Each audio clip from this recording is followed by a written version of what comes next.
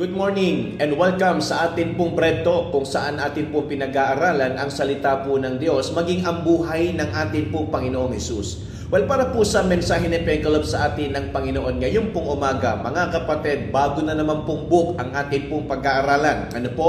Dito po sa ating Bread Talk, at ngayon po tayo ay nasa book of Nehemiah. So simulan po natin, Nehemiah chapter 1, verses 1 to 4. Sabi po ng Bible, "Now the words of Nehemiah the son of Hakaliah, and it came to pass in the month Chislew, in the 20th year, as I was in Shushan the palace, that Hanani, one of my brethren, came, he and the certain men of Judah, and I asked them concerning the Jews that had escaped, which were left of the captivity, and concerning Jerusalem. And they said unto me, the remnant that are left of captivity are there in the province are in great affliction and reproach. The wall of Jerusalem also is broken down, and the gates thereof are burned with fire. And it came to pass, when I heard these words, that I sat down and wept, and mourned certain days, and fasted, and prayed before the God of heaven." Well, the title of our topic for this morning is The Unwalled City.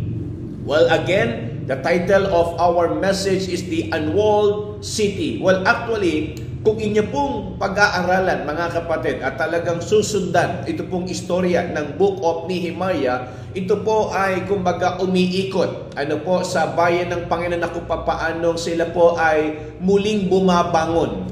Kumbaga ito po matatawag nating parang sa pagsasaayos.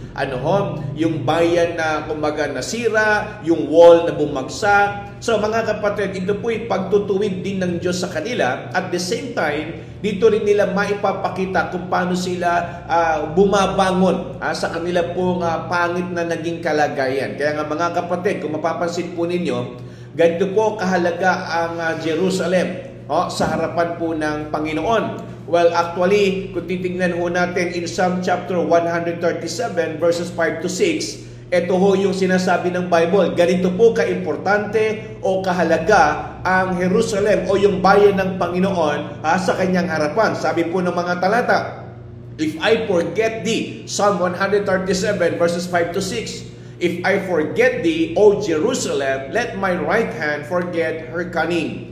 If I do not remember thee, let my tongue cleave to the roof of my mouth. If I prepare not Jerusalem above my chief joy." So, if Jerusalem was special to God, then it would also be special to Nehemiah. Ganito po kaimportante sa harapan ng Panginoon ang kanyang bayan, yung Jerusalem.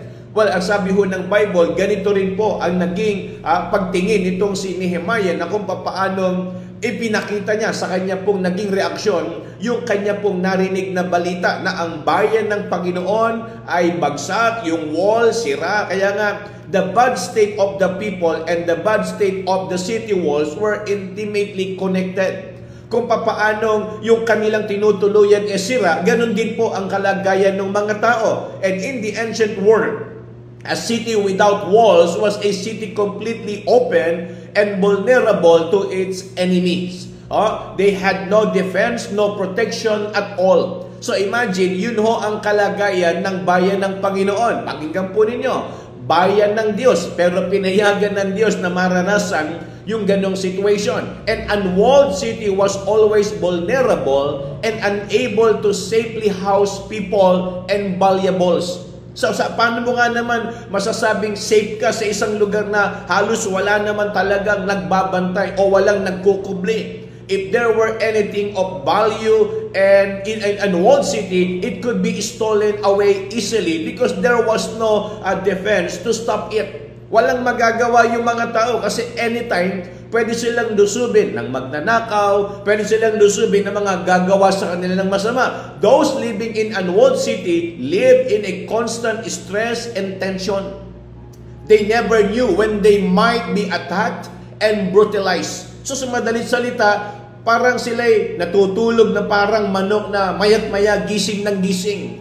Para silang, di ba, ang babaw ng tulog nila, mga kapatid. Kasi nga po, hindi nila alam kung anong oras sila pwedeng atakihin ng kaaway o kaya pasukin ng mga masasama. Kaya nga, eto ho ang magandang pag-aralan natin, mga kapatid. Ang bayan ng Panginoon ay naharap sa matinding pagsubok. Kaya nga 3 bagay po ang nakita ko sa naging kanilang kalagayan. Number 1, the unwalled city is in a great distress. Mga kapatid, ang hirap ng sitwasyon na ikaw para bang nasa kalagayan na hindi mo alam kung kailan ka aatakihin ng kaaway, hindi mo alam kung kailan gagawa ang dyablo sa buhay mo. So ganun din po, kapag tayo po ay wala sa protection ng Panginoon, kapag tayo po ay malayo sa kalooban ng Diyos, kumbaga parang ang gusto pong puntuhin dito, mga kapatid, yung wall ang siyang nagiging kublihan nila. Yung wall ang siyang nagbibigay protection sa kanila. Kaya kapag tayo po wala doon sa loob ng wall na yon, unprotected tayo at hindi natin kumbaga alam kung kailan tayo lulusubin at kung kailan tayo gagawan ng masama ng kaaway natin. So kaya they are in a great distress. So isipin po ninyo, nabubuhay sila sa pag-aalala, nabubuhay sila ng balot ng takot. Kaya nga mga kapatid, maganda po kung talagang tayo po ay dumarating na sa punto ng buhay natin na halos lahat ng ginagawa natin hindi na maayos, lahat ng ginagawa natin parang hindi na nagiging maganda. Siguro isipin natin, tayo ba ay nasa kalooban pa ba ng Panginoon? Kaya nga isipin natin, yung kanilang kalagayan, wala silang wall, kaya nga yung mga tao hindi napapanatag. Kaya nga tandaan natin, kapag tayo po ay wala rin sa kalooban ng Diyos, pwedeng yan ay nakangiti, pwedeng yan ay kumakain, pwedeng yan ay may nagagawa, pero sa isip at puso niyan, merong pangamba at merong takot. Kasi kung tunay yung Kristiyano, alam niya na wala siya sa kalooban ng Panginoon at ang protection ng Panginoon ay malayo sa kanya. Kaya nga yan yung unang bagay na nakita ko, mga kapatid. Dito sa ating pinag-aaralan. And then pangalawa, is in a great danger. An unwalled city is in a great danger. So nasa panganib ang kanilang buhay. Yung kanilang mga anak, isipin po ninyo, mayat maya, lagi silang nagbabantay. Naalala nyo nung tinatayo po itong wall na ito? Mga kapatid, mapag-aaralan natin yan. Kung natatandaan nyo, naging mensahe na po natin yan minsan. Habang sila nagtatayo ng wall, yung isang kamay nila ang hawak, yung mga martilyo o yung pang-construction, yung isang kamay nila para sa pakikipaglaban. Bakit? Hindi nila alam kung kailan sila lulusubin. So, ibig sabihin, yung city o yung lugar na walang wall, unprotected.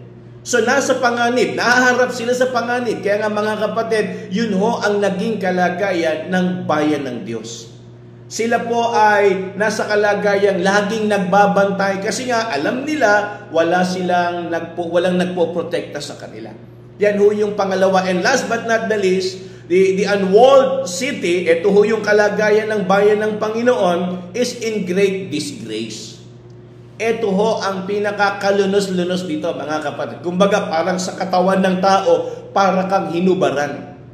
Napahiya ka. Kahiya-hiya yung kanilang kalagayan, mga kapatid. Dahil alam po natin, napakahalaga. Nung mga panahon na yon, napakahalaga ng wall. Napakahalaga ng muog. Napakahalaga ng pader. Napakahalaga ng nagkukubli sa kanila. So, yun ang naging kalagayan ng bayan ng Diyos. Pero mga kapatid, tignan nyo hindi ito kapabayaan ng Diyos.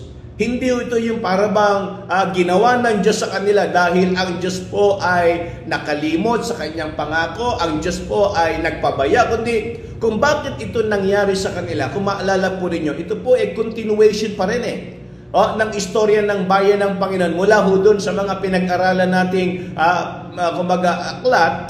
So mga kapatid, ito patuloy pa rin. Na nararanasan nila. Kasi kung matatandaan po ninyo, hindi ba't yung Babylonian ang kumapture sa kanila?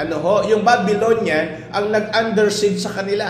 So sa madalit salita, yung kanilang kalagayan may malaking kinalaman sa kanila pong naging katayuan sa harapan po ng Panginoon. Kasi gaya nga ng sinabi ko, mga kapatid, hindi papayagan ng Diyos yung anumang klase ng problema at pagsubok ng walang dahilan. Hindi po pwedeng mangyari na tayo ay dumadaan sa mga pagsubok na para bang ito po natsambahan lang o kaya kumbaga pinalad lang tayo o kaya sa termino ng mundo, minalas, ika nga. O kaya tayo nagkaroon ng ganitong problema. Sa harapan po ng Panginoon, naniniwala ako kung bakit niya pinaranas ito sa bayan niya o sa Jerusalem. Sabi ko nga ho sa inyo, nung binasa ko yung Psalm 137 verses 5 to 6, nakapaloob po roon kung gaano kahalaga ang Jerusalem para po sa bayan ng sa harapan ng Panginoon. Pero ganun pa man, pinayagan niya, mga kapatid, na mangyari ito sa kanyang piling bayan. Kasi nga, ito po ang pwedeng maging paraan para ituwid ng Diyos yung kanilang pagkakamali. Ito ho ang paraan para yung kanilang sarili, yung kanilang puso, muling ibalik. Kasi nga, ito ho, kumbaga, yung kabuuan ng istorya ng Book of Nehemiah, ito po, pagre-rebuild. Maganda ho yan. Sundan po ninyo, samahan po ninyo ako, tapusin natin ito pong Book of Jeremiah. So, ang Book of Jeremiah, kumbaga, ang pinaka-tema niyan is rebuilding. Pero ang gustong unang i-rebuild ng Diyos, ng bayan ng Panginoon, hindi yung wall, kundi yung kanilang sarili sa harapan ng Diyos.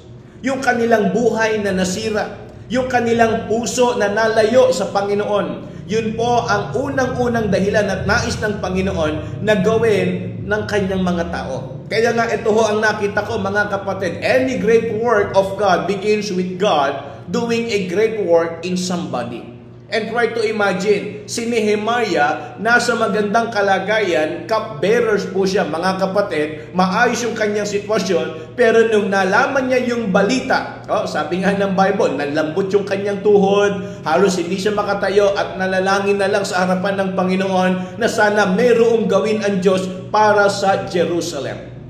Well, kaya nga mga kapatid, eto ho, ang kanyang naging prayer. Sabi po rito sa verse number 11 in Nehemiah chapter 1, O Lord, I beseech thee, let now thine ear be attentive to the prayer of thy servant, and to the prayer of thy servants, who desire to fear thy name and prosper. I pray thee, thy servant this day, and grant him mercy in the sight of this man, for I was king's cupbearer. So mga kapatid, ganito ang naging damdamin nitong si Nehemiah na kung papaanong nabalitaan niya na ang bayan ng Panginoon ay bagsak. Kaya nga mga kapatid, naniniwala po ako sa anumang kalagayan meron tayo, laging sa Diyos mayroong pag-asa. Laging ang Diyos ay mayroong magagawa. Kaya nga sana mga kapatid, wag ho tayo manghinaan ng loob. Kung ano man yung ating mga kalagayan ngayon, tandaan po ninyo, ang Diyos ay laging mayroong purpose, ang Diyos ay mayroong po laging mensahe sa atin pong mga buhay, sa mga nangyayari po sa atin. Kaya nga mga kapatid, tandaan po natin, lagi lang ho tayong magtiwala sa Panginoon. At sana po sa umagang ito, tunay po na tayo ay nabusog at natuto sa mensahe ng Panginoon. Samantala, ito po ang ating trivia. Ngayon pong umagang ito. Ano po ang pangalan ng tatay nitong si Nehemiah? Sinabi po yan sa verse number 1. Yung kanya pong tatay, ano po ang pangalan nitong tatay ni Nehemiah? Yan po ang ating trivia for this morning. At ito naman po ang mga sumagot ng tama, mga kapatid. Doon sa nakaraan po nating pag-aaral ng salita po ng Panginoon sa ating bread talk. Kung doon ko nagkakamali ay ito po ay Lunes or Martes. Ito po yung ating naging trivia. Anong pangalan ng hari na binanggit sa verse number 2 sa atin pong naging pag-aaral last bread talk? Ito po ang tamang sagot, si King Zedekiah. King Zedekiah. Well, ito po mga sumagot ng tama. Number 1, Sister Marian Kauyong.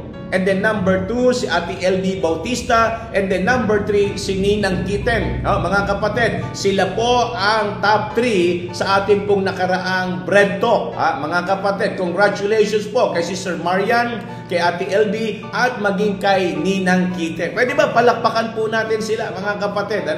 Sila po ang tatlong mabibilis sumagot ng tama sa ating pong trivia. At ito po, mga sumagot ng tama. Pang-apat, si Ninang Ana Lacuna. And then pang-5, Sister Gypsy De Inlam. And then pang-anim ay si Brother Ariel Ilalim Jr., pang-pito si Sir Jen Baculpo, pang-walo Preacher Rodel de la Bahan, pang-siyam si Sir Mati Hequilio, at ang pang-sampu ay si Ate Carmen Ilalim. Ano po, mula po sa Vietnam. Sila po ang ating top 10. Ako, mga kapatid, palakpakan din ho natin. Congratulations sa mga kapatiran natin sumagot ng tama sa ating pong trivia. At meron pa, pang-11 si Sir Candy Ochoa, pang-12, Preacher Ray Barcelonio, pang-13, Preacher Alvin Ilalim, pang-14, Ate Nelly Pascua, pang-15, si Milet de Lara ng East Bagong Barrio, pang-16, si Sir Weng Baduria, pang-17, si Ninang Alice na Launan, at pang-18 ay si Ninang Flor Biagta. So sila po ang mga sumagot ng tama last Wednesday. Ayan, yan po ang ating bread talk noon. Nung Wednesday may bread talk po tayo, nung Webes hindi po, wala, nung Biyernes, at ngayon po ulit tayo nagkaroon. Ano po? So kaya again, mga kapatid, patuloy ho natin ipanalangin sapagkat alam ko po na ang kalooban ng Panginoon ay talagang mabasa ho natin yung buong Biblia. Kaya samahan po ninyo ako, tapusin po natin ang Book of Nehemiah, at ako po'y natutuwa sapagkat maganda ho ang gagawin ng Panginoon sa atin pong pag-aaralang ito. Kaya again, salamat po sa lahat ng mga nag-join ngayong umaga. Mga kapatid, sama nyo sa prayer, maging matagumpay yung gawain ng mga kabataan dito po sa church ngayon, sa atin pong Saturday class, at mamayang hapon para naman po sa evangelistic service. Again, salamat po sa lahat. Ingat po tayo palagi, and good morning to everyone.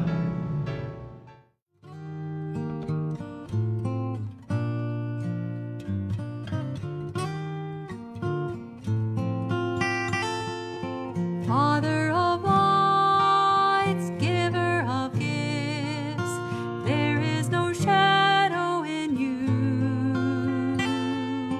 Author of life, fountain of grace, each morning your mercies are new.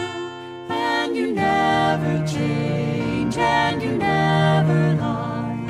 Age to age you are the same. I will trust in you, all your faithfulness, for I know you never change.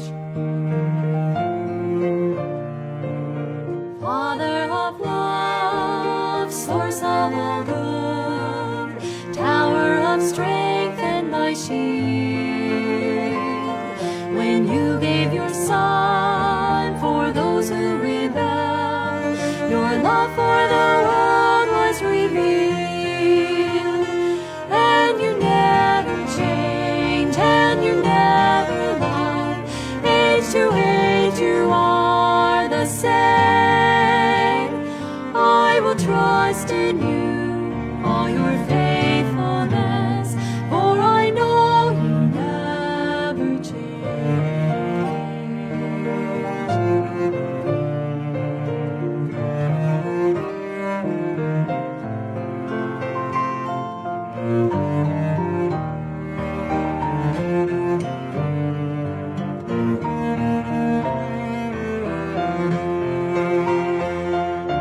Father of peace, hope of the weak, though mountains fall into the sea,